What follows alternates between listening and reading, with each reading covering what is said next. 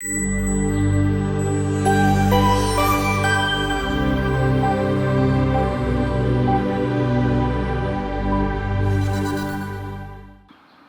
vrai que ça fait pas tellement plaisir quand on nous fait honte.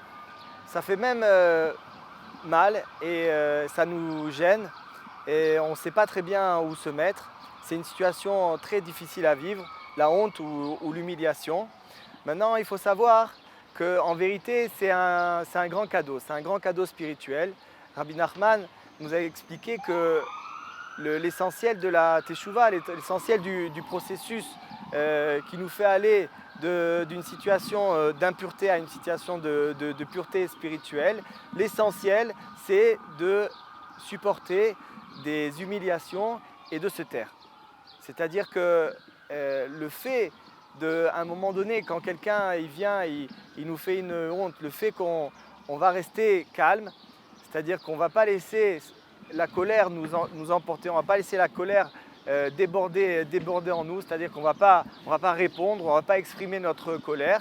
Alors cette prouesse-là, quand on arrive à faire ça, ça va nous aider énormément, ça va nous aider à faire tchouva. Pourquoi? Parce que quand quelqu'un il reçoit une humiliation, une honte et il se tait, alors c'est un acte de bravoure en quelque sorte, parce que c'est difficile. On sait tous que on est un peu douillé parce qu'on a tous notre ego, et dès qu'on touche un peu à notre ego, alors on a tout de suite envie de réagir, et souvent on réagit malheureusement, que ce soit avec des gens qu'on ne connaît pas, nos amis, notre femme ou nos enfants. Mais il faut savoir, il faut comprendre, il faut avoir cette connaissance-là que nous donne Rabbi Nachman et la Torah, que l'humiliation est un cadeau extraordinaire, surtout si évidemment on joue le jeu, c'est-à-dire on se tait. Comment ça se fait? Tout simplement, quand quelqu'un est humilié, alors il y a une force qui veut sortir de là, c'est une colère qui est naissante, mais si la personne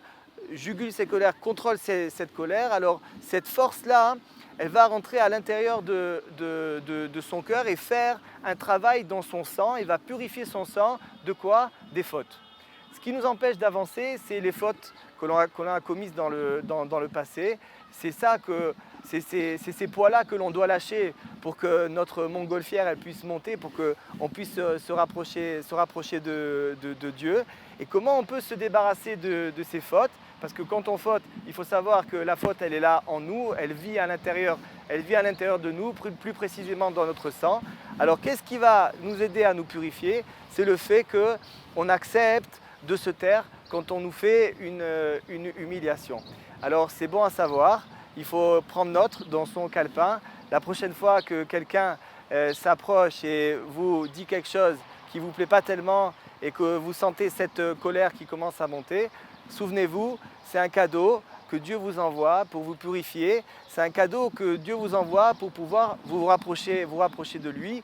Et donc on espère que vous saurez apprécier ces cadeaux-là, et évidemment ne pas en faire aux autres, puisque la Torah interdit bien sûr d'humilier une quelconque personne. C'est une faute très grave.